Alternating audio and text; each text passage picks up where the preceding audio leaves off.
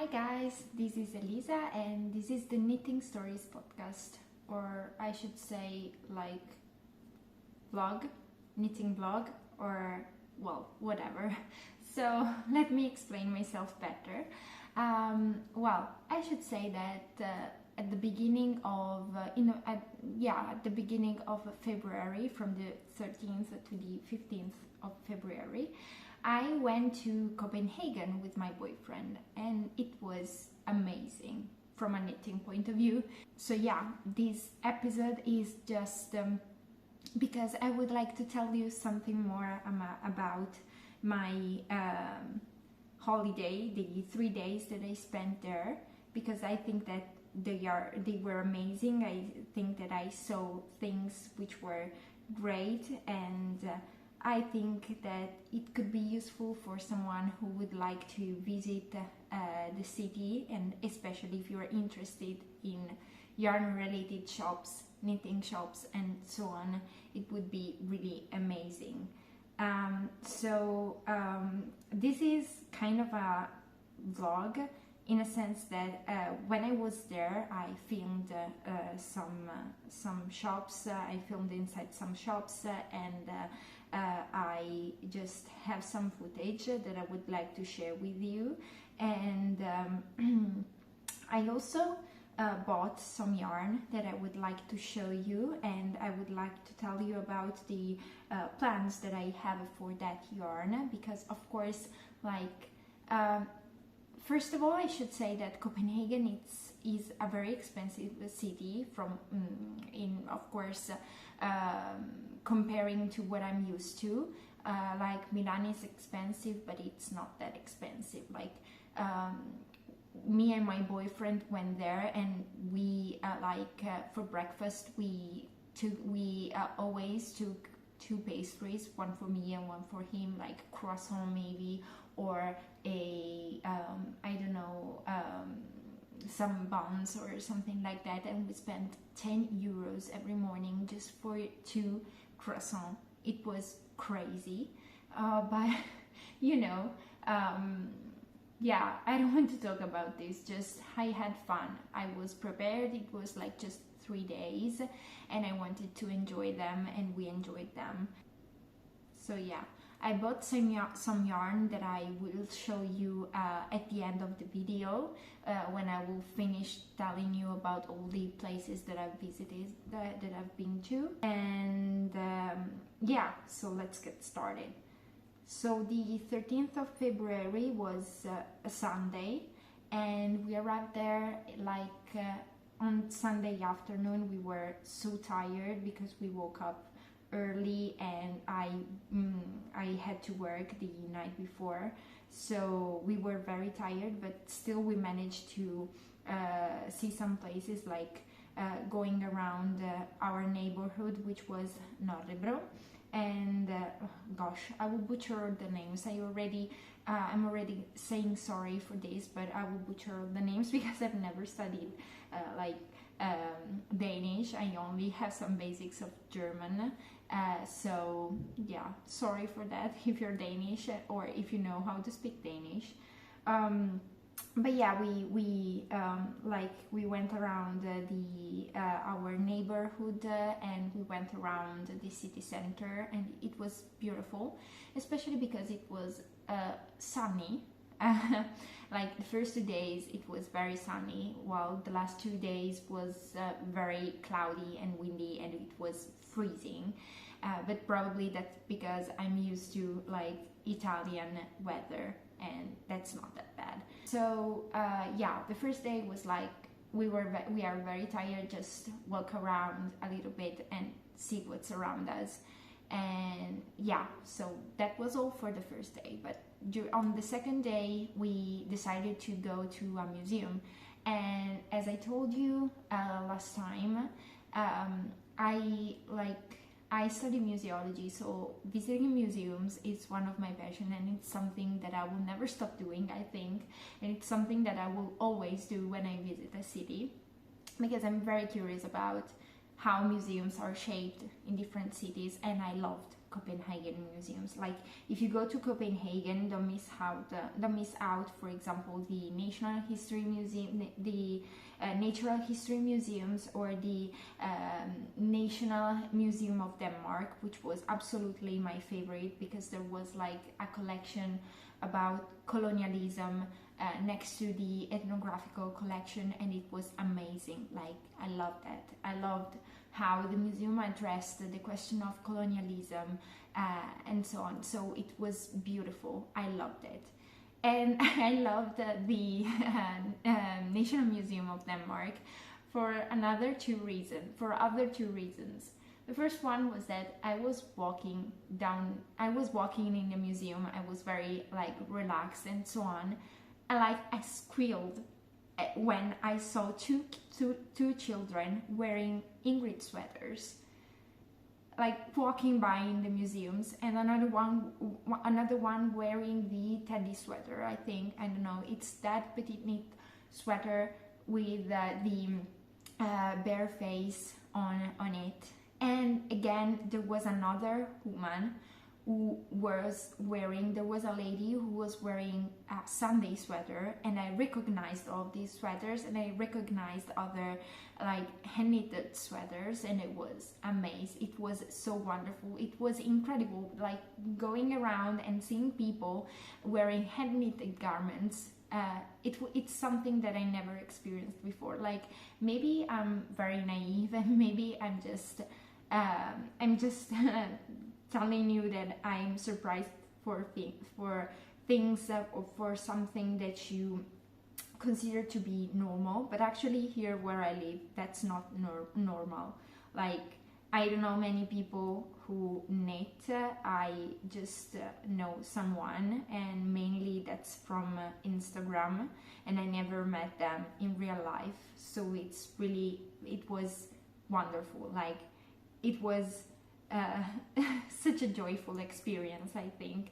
And I mean, at the time I didn't realize it, but now that I'm telling you this, I'm just thinking how beautiful is knitting. Like the fact that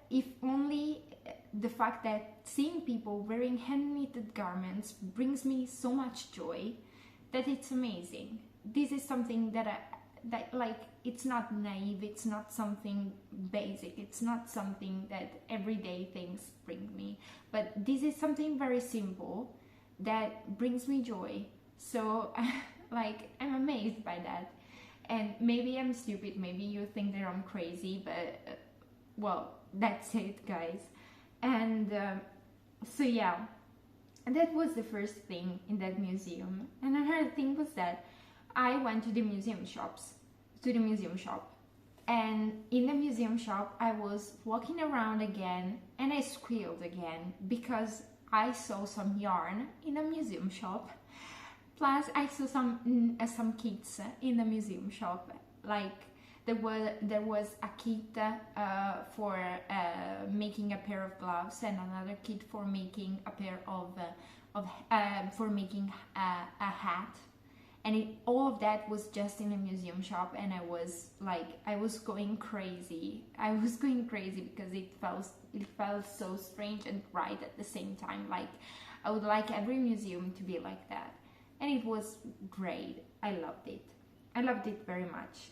And so yeah, that was the first experience. And then we went outside the museum, and there was like a canal. We were walking down that canal, and at a certain point there were two girls sitting on a bench while knitting, and it was again just great. I felt like in the right place. It was just crazy. It was just wonderful. Like it's not very common for me. It's not very normal for me to see people knitting in public here in Italy. It's something that doesn't happen so often, and sometimes I just feel a bit lonely. And maybe the fact that I have an Instagram account talking about knitting, and the fact that I started this knitting channel, maybe it is exactly because I feel a little bit lonely when I knit, or I would like to have some knitting friends or someone to talk about knitting with. So that was just crazy. It was crazy because it was like during all the vacation, during the entire 3 days that we were there, I went on seeing people wearing patterns from, I don't know, Petit Knit or my favorite things knitwear, and those were just the most recognizable ones, because I'm sure that I've seen other people wearing other pieces that I didn't know about, but that were clearly hand knitted, and it was amazing. Something that is even more amazing for me is the quantity of yarn shops that were there in Copenhagen, that are there in Copenhagen, and probably this is the part that interests you the most. So yeah, yarn shops. It was very hard to focus and not buy everything that I saw. Like, I knew that I would have wanted to buy something in Copenhagen, but I promised myself to buy something that I could find only there, and that it's not available here in Italy. So I knew that I wanted to visit some yarn shops, and I knew what kind of yarn I wanted to buy. And in order to help myself, I also thought about the garments that I would have liked to make for myself. But this is something for later. So first of all, let me tell you about the yarn shops that I visited. So the first one was Sommerfuglen. I hope I'm pronouncing it right, but I know I am not. So the yarn shop name is the Danish translation of butterfly, if I'm not wrong, and I simply loved that shop. Like, it was so welcoming. It was right in the city center. It was very welcoming. There were many people working in there, especially girls. I must say, only girls. But the strange thing for me was that there were girls of my age, like around 25 years old or something, together with older women, and I am like, I know that I shouldn't be so surprised, but maybe I am surprised because, again, in Italy it's not like that. Like, yarn shops are always managed by older women, and yeah, I like that, but sometimes they don't have the same tastes that I have. Well, when I was there, the girls working there, the shop assistants working there, were wearing my favorite things knitwear or Petit Knits pattern or other patterns that I had already seen on Instagram, and that I would have really liked, that I would really like to knit.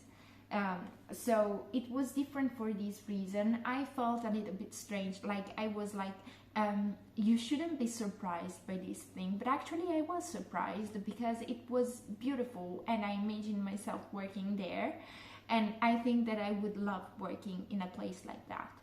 So Sommerfuglen, it was wonderful from the moment I stepped in because of the quantity of yarn that I could find there. There were hand-dyed skeins, there were Isaher yarn, I hope it's Isaher. There were filcolana, which is something that I cannot find here in Italy. There was, I don't know, so many skeins and colors of knitting for olive, and also other yarn brands that I cannot find here in Italy, and it was definitely my favorite yarn shop that I visited in Copenhagen. I really loved it. Like, it's definitely suggested. It's definitely a place that you should check out if you have the possibility to visit Copenhagen. The second day we were there, or better, the third day we were there, it was a bit windy and it was a bit cloudy, but we decided to go out, and we decided to go to another neighborhood to have our breakfast. and we wanted to visit the Hart Bageri because it's very famous, and I saw and I watched a lot of videos talking about Hart Bageri, and I had to try their cardamom croissant, and they were just beautiful. I loved it. Like, I just visited Paris in September, but when I tried that cardamom goodness, I would define that, I was like, I'm just eating the best pastry of my life. So definitely check out the Hart Bageri. It's also in a beautiful neighborhood, and it was just a pleasure to walk down the streets watching those beautiful houses and those beautiful buildings. So I think that you would enjoy that, and I think that you would enjoy Hart Bageri even more because it's very close to another yarn shop which was Bruun Strik. And again, it was a wonderful place. Like, they had so many skeins, they had so many yarn available, so much yarn available, and also like a small space to knit inside there. There were also some skeins on sale, and I really would have liked to buy some of them, but unfortunately we were traveling with just a hand baggage. So I had limited space, fortunately, I should say, actually, because otherwise I would have like just spent my entire like salary on yarn. And yeah, it was just wonderful. Again, skeins of Sandnes garn, skeins of Hisaher yarn, and again a lot of samples, like garments knitted for the shop, and that were just there, and they were very inspirational to me. Like, I saw some garments, especially sweaters, knitted up and left there, and I just told myself, okay, if you didn't know if you wanted to knit this or not, now you know that you want some of it. And so it was just amazing again. And so definitely recommend it again. Visit Hart Bageri and then go straight to Bruun Strik. It was amazing. It was beautiful. So yeah, we went to Bruun Strik, and then we decided to go somewhere else. We decided to visit not really a yarn shop, but more like it's like I would define it as a craft store, because there were also a lot of textiles for making garments, but also zips and buttons, and there were a lot of things for other hobbies too. But we went to Selfmade, which is a beautiful space which produces also its own yarn, I think, because I've never seen that anywhere else, which is the Freya yarn. There were different types of yarn, also cashmere yarn and a lot of other things. It was really good, and they also have a great color selection. I would have liked to try something of that, but they also, I checked on their website, and they also ship to Italy, and actually the shipping price is not that high. So I thought that maybe I could like, in the future, I could like buy from them now that I know their yarn, now that I touched their yarn and I know how they really looked, how the colors, for example, really looked like, and the fact that they are very similar to those on reality. Like, the colors that appear on the website are really close to those of the skeins in reality. So yeah, definitely recommend it again. If you are looking for some new yarn to try, probably I would suggest you to have a look to their website, which is selfmade.com if I'm not wrong, or selfmade.dk. Not sure about that, but as always, you'll find everything in the description below. The last yarn shop that I visited was Uldstedet, which is very close to Selfmade, like not so far from Selfmade, and it's like again in the city center. Again, amazing yarn shop, amazing place. Love the atmosphere, love the skeins that I saw there. I also found some yarn by Woolfolk, which is a yarn brand that I follow on Instagram, and I know is available especially in the US. And it was great touching their yarns in Copenhagen, because I saw so many pictures on social media of that yarn, especially the Luft yarn, and I was very curious, and now my curiosity has just like slowed down. I don't know how to say that, but I'm like, okay, now you've seen that, now you're at peace, like, tick, you've done that. So yeah, it was amazing. And another yarn that I had the possibility to see was the Mankelopi by Wool Dreamers. And guys, that was like touching a cloud. Like, I've never felt anything softer. And I told myself, how is it possible that everybody tells that unspun yarn is scratchy and itchy? Like, it's impossible that Mankelopi is scratchy and itchy. Like, that was really a cloud. And I just would have liked to bring something home, some of that home with me, but as I told you, I just wanted to buy Danish yarn. I just wanted to buy something that I could not find in Italy, that is in such an easy way.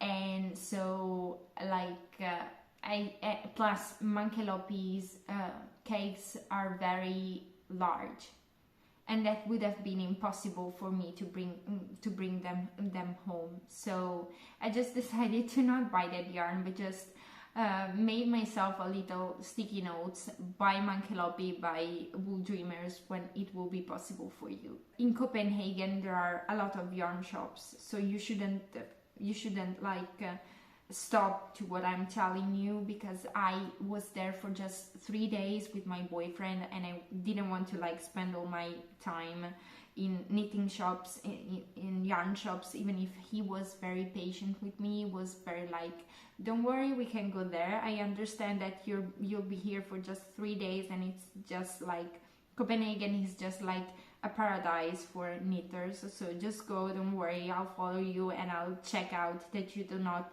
buy everything. And that was great, really. So I know that there are a lot of yarn shops that I haven't named, and also I asked for you guys on YouTube, on Instagram before flying, if you could just give me some advice and things like that. And a lot of you showed up and gave me some advice to visit other places and yarn shops and so on. But these are just like where I went, the places where I went, and what I enjoyed the most about them. And this is just like a suggestion. These are just like some suggestions for you of places to visit while in Copenhagen. Of course, you're free to suggest me something else. I know that I'll probably come back to Copenhagen because it's like impossible. I enjoyed that city just too much, and me and my boyfriend were just like, what if we moved there? What if we moved here? Like, it wouldn't be that bad. So yeah, like, we enjoyed that a lot. And so maybe we could do something, like, if you have other suggestions for Copenhagen yarn shops or yarn places, just write them below in the comments, so that this video could like become a sort of travel guides for knitters in Copenhagen. And just yeah, that would be amazing. And in this way, everybody that will look for Copenhagen yarn shops will be linked to this video, and will find in the comment so many like suggestions and advices, and it will be amazing. Like, I love the knitting community exactly because it's so supportive and it's so like everybody is valued, even if it's like a small account or something like that. And I think that this thing, like suggesting and giving advice, it's something that I learned thanks to this community. But enough with my rambles. This is the moment in which I show you what I bought in Copenhagen. Here I have the bag in which there's everything I bought in Copenhagen, and as you can see, I bought from Sommerfuglen, which was the first place I went to, but like I came back twice because it was like it didn't feel right to buy in the first place I went, and I wanted to check out also the other shops to see if there was something more or something that would have caught my eyes more. But like definitely Sommerfuglen. Yeah, so let's start. So I had two projects in mind when I went to Copenhagen. So the first one is knitting myself another November Balaclava by Petit Knit. So I showed you my first November Balaclava in the previous podcast, and as I told you, I knitted up my November Balaclava with Beiroa by Retrosaria Rosa Pomar in a beautiful color. Like in these fuchsia or really red, pinkish red color. And the problem with that is that it's very hard to style. Like I always find myself, okay, I want to wear my balaclava, but at the same time, this color does not match with any of my scarves, for example. So I'm just like, every time I'm just like, okay, I won't wear my balaclava. So I decided I wanted some yarn to knit another November balaclava, but in a like more neutral tone. And then last year I made a pattern by My Favorite Things Knitwear, which is the best number 2 spring edition, for one of my friends, and I promised myself that I would have knitted something, that I would have knitted a vest number 2 spring edition for myself too, but I never did last year. And so I thought that being in Copenhagen would have been the perfect occasion to find the right yarn to knit up my vest number 2 spring edition by My Favorite Things Knitwear. So these were the two garments that I decided to buy yarn for. So starting with what would it be better to start with? Oh well, I'll just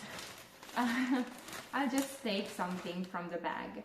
So yeah, let's start with this. So for my November balaclava, I decided to go for this yarn.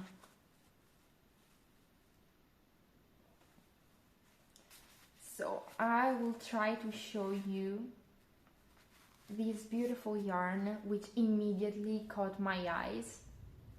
It's just amazing. Like, I love it. It's so soft and rustic at the same time. So this is Hjelholtz Uldspinderi. Sorry for my pronunciation again. There were two yarns from this brand which were very similar, but actually I opted for this because the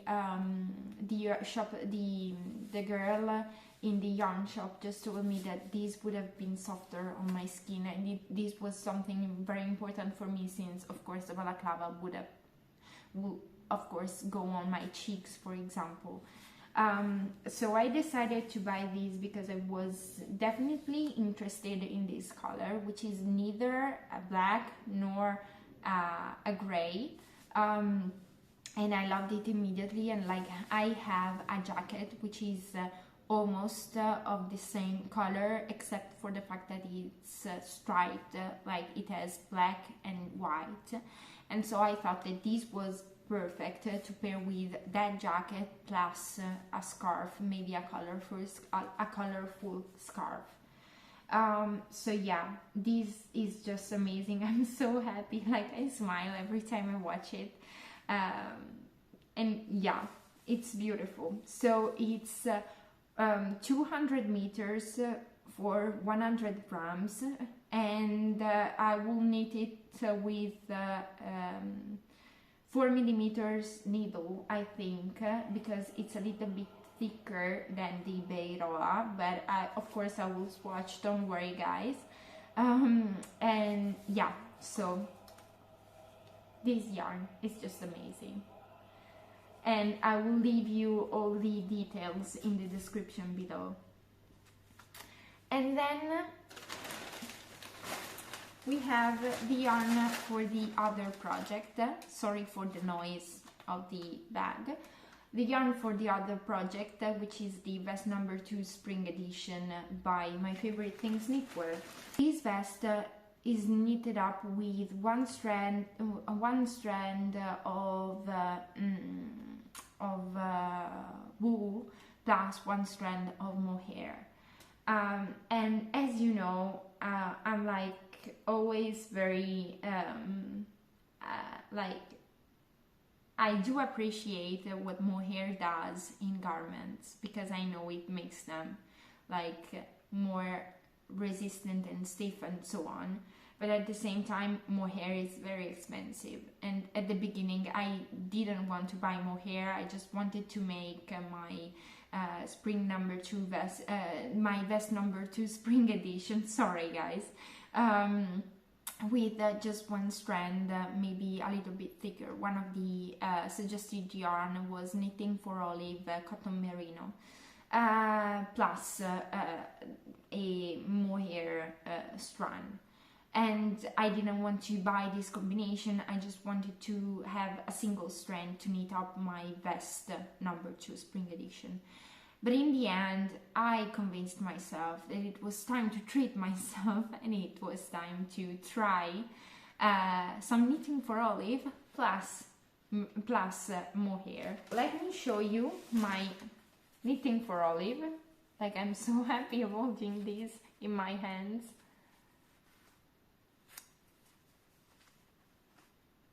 Like, the color is just amazing. Oh, the Knitting for Olive merino. I opted for a merino instead of a cotton merino because, like, I never tried Knitting for Olive because it's not available here in Italy, and I'm always like, okay, I would like to buy Knitting for Olive, but there are just so many colors that I could never decide, because it's always a little bit tricky for me to buy yarn from websites. So I thought that being in Denmark and being in Copenhagen and being in Sommerfuglen, where there were so many colors available of Knitting for Olive, I thought it was the perfect place to decide myself on a color, and it was actually not that easy, I should say. Because I was very undecided between this color, which is plum rose, and another one which was wild berries, if I'm not wrong. This one is more muted, while the wild berries one was more brighter, I must say, and probably I preferred it. But then the mohair comes, and like, I bought some mohair to pair with these, of course, because I opted for the 2 strands option, and I bought some Ito Sensai.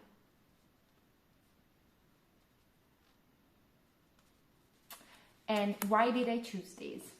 I choose this because, like, for the vest, for my size, which is a size number 2 or size small, if I'm not wrong,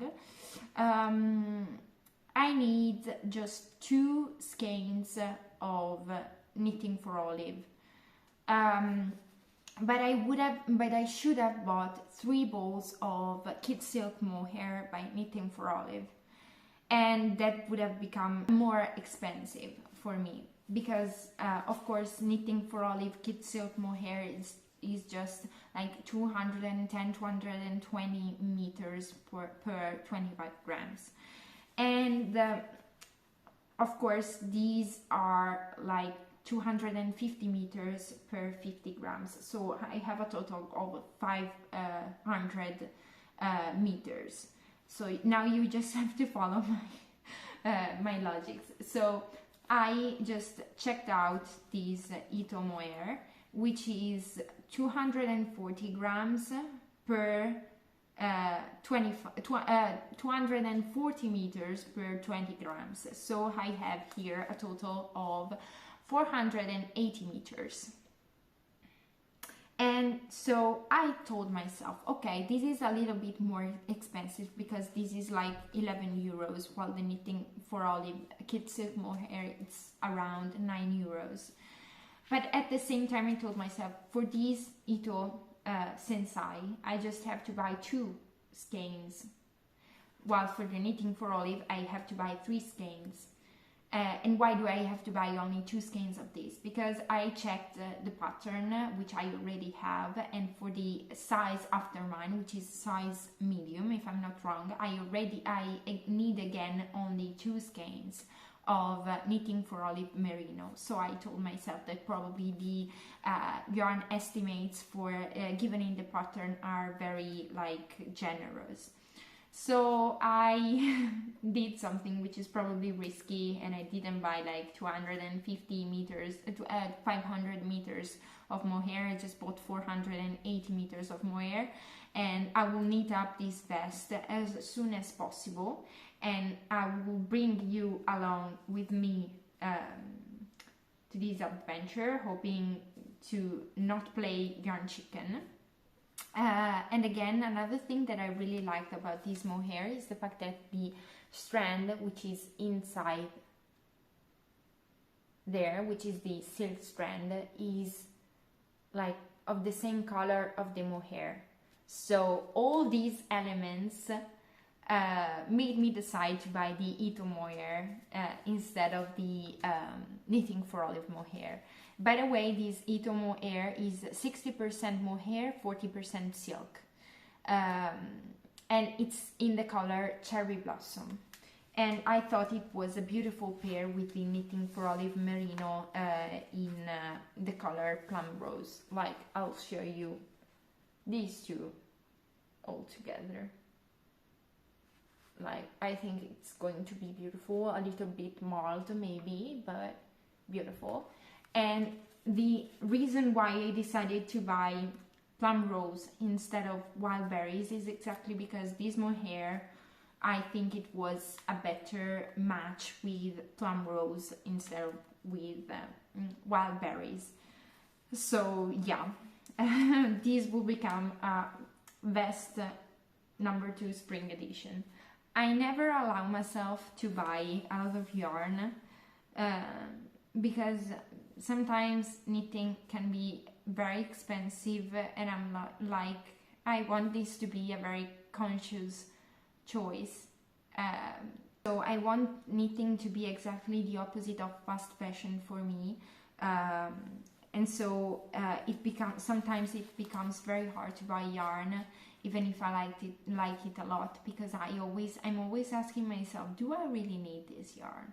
Like, will you ever end up knitting up this yarn? Will you ever use the garment that you'll make with this yarn? And sometimes I end up telling me, no, don't buy it right now, just wait for it. But like, that's okay.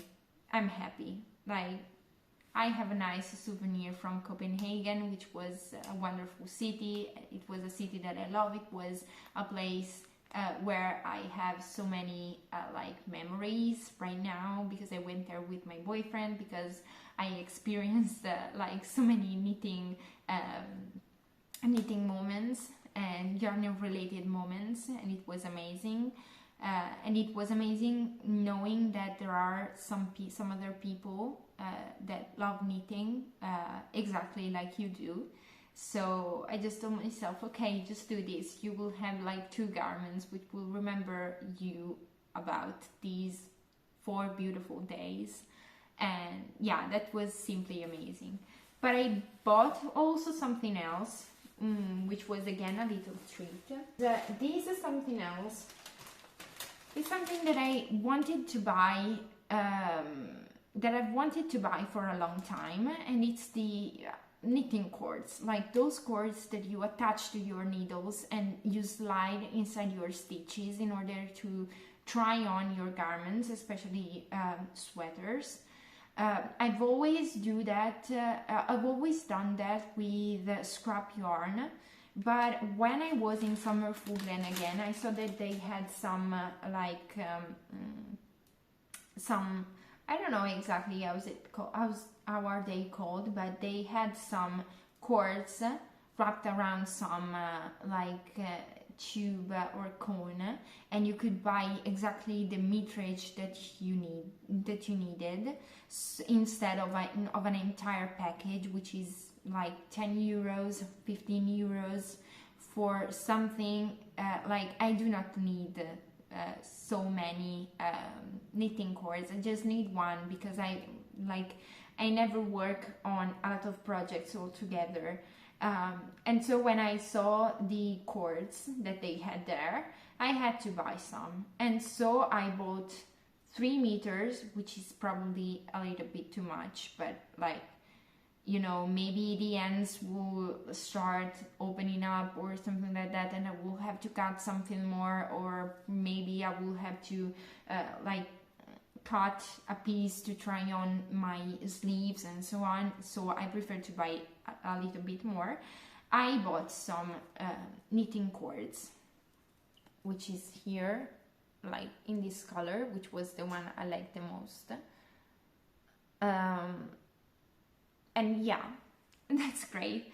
I mean, they didn't have a bigger size, but I've already tried this with 3.5 millimeter needles, which is one of the needle size that I use the most, and it's just perfect. So I'm just very happy about that. And yeah, this was my knitting haul, we would say. And that's all. So guys, I'm very happy about showing you. I'm very happy of the fact that you just followed me through my journey and through my knitting experience in Copenhagen. Thank you so much for watching. I would like also to tell you to thank you for watching my first podcast. Like, I thought that nobody would have watched it, but like in a day there are just a lot of people who watch that, and I'm just very happy. I'm just overwhelmed. Like, as I told you in the first podcast, I wasn't even sure that I would have posted that video, but in the end I did, and I'm so grateful for that. So please, if you like this video, please give it a like, and please consider subscribing to my channel. There's just one more thing that I would like to show you, which is not related to Copenhagen, to my 3 days in Copenhagen, but it's just something that I will probably not have the opportunity to show you again, and which I already mentioned in my first podcast. So as I told you, on the 5th of March, it will be my Nana's birthday, and I'm knitting up for her a Sommernacht shawl. So I didn't have the yarn the last time I filmed the podcast, but then I bought some yarn, which is some special yarn. I'll just show you. So this yarn does not have any label, because it's a yarn that is hand dyed naturally here close to my home. Like, I live in between Milan and Como, which is like a place which is very famous because of the lake of Como, of course, like George Clooney, hello. Yeah, so there's this woman who hand dyes her yarn. This is a specific Italian blend of yarn, of wool, and she dyes that naturally. And so I decided to buy 2 skeins, which is more or less 500 meters of yarn per skeins, to make the Sommernacht shawl for my nonna. And I really love the color. Like, the 2 skeins are just a little bit different. This one is more greenish, while this one is more like bluish, we can say. So I had to alternate skeins. But like, I'm very happy of my whip, which I'll show you in a minute, exactly because probably the next time I will like film a podcast, I won't probably have these with me because I will have already gifted this to my nonna. And so this is the Sommernacht shawl, which I'm working on. And like, I just wanted to make you see, I hope this will show up on camera, the beauty of this lace detail. Like, it's so fun to knit up, it's just beautiful.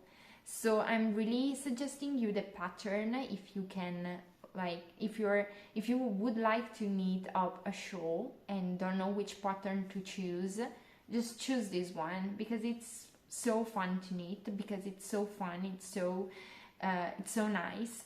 And yeah, I'm in love with that. It's also a lot of garter stitch, and then when you start the lace detail, it's also a lot of purling. But you guys, at the beginning it's just knitting and that's all. But I'm enjoying a lot the process, and I hope to be successful and finish it before my nana's birthday. And I just wanted to show you that because I'm not sure I will have it with me the next time I will film a podcast. I will just probably add up a footage from this podcast to the next one. And yeah, so that's all.